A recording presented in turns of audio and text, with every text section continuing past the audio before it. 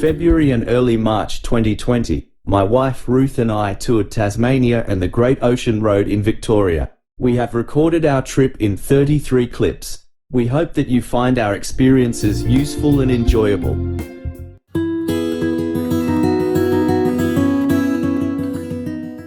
Today's objective is Port Arthur on the Tasman Peninsula, but it is first necessary to cross the Forestier Peninsula to get there. The crossing to the Forestier Peninsula is at Dunalley, where Dunalley Canal separates the peninsula from the mainland. The bridge across the canal opens to allow boats to pass through.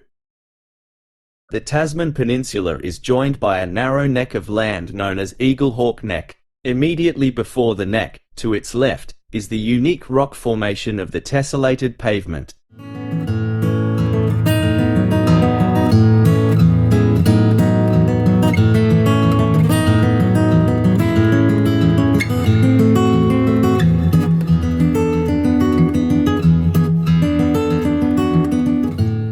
A parking area for a launching ramp provided a coffee stop and more views.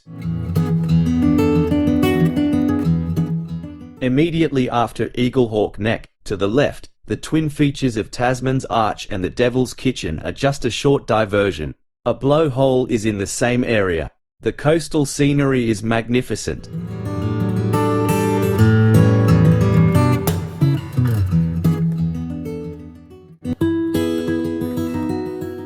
The entrance to Port Arthur is different to our previous, pre-massacre visit. An impressive visitor centre, with full amenities, including cafeteria and museum, receives visitors and shepherds them into groups for the introductory presentation. Visitors may return to this area at any time. The introduction, on dry days at least, is conducted in front of the penitentiary building. At the end of this short lecture, visitors are free to make their own way among the ruins. The penitentiary building originally housed a treadmill-powered flour mill, but was then converted to a series of cells, with support facilities.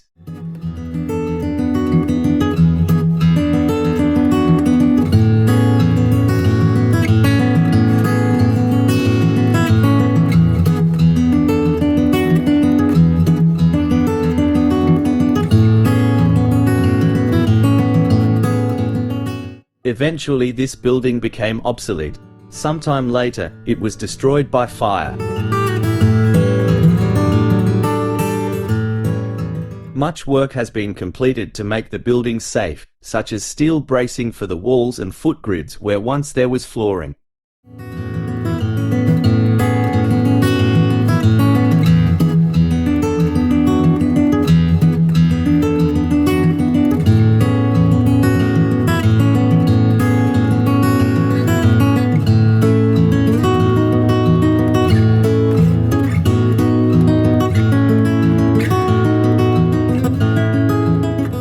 When punishment and rehabilitation methods didn't seem to be working, the separate prison was built. Prisoners were kept in virtual isolation, despite being in close proximity with each other.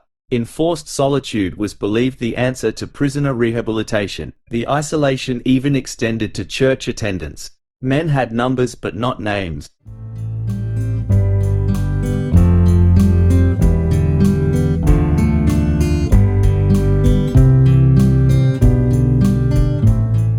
Not surprisingly, the separation policy caused insanity, so they built an asylum. The building is now a museum and cafe.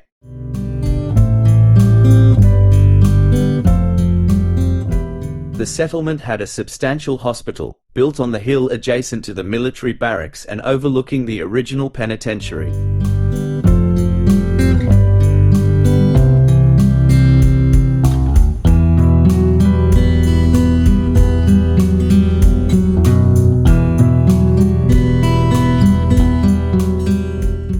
Parts of troop accommodation, including officers' quarters, continue to stand.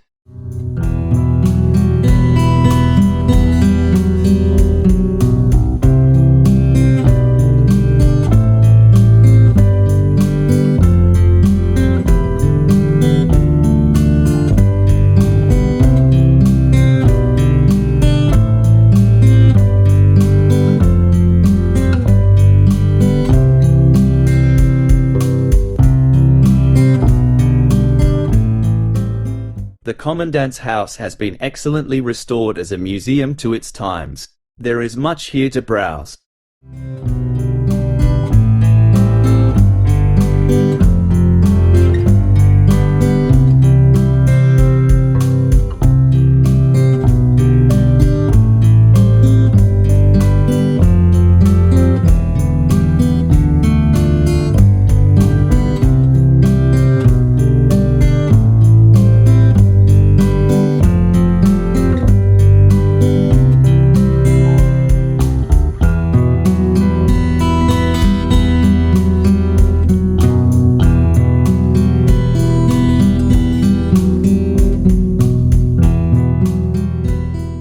Civilian housing was located to the north of the single prison, in a garden setting.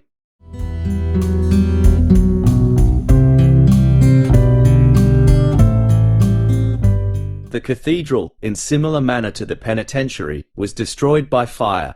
Its ruins suggest an impressive structure.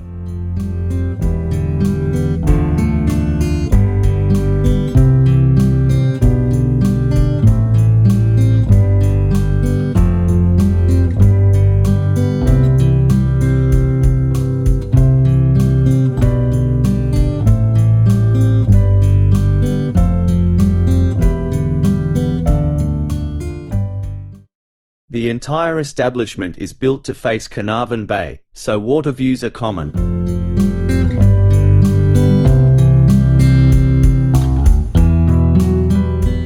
The entrance fee covers 2 days on site and includes a cruise in a catamaran, to see, or if you wish, visit the Isle of the Dead, which was the prison cemetery.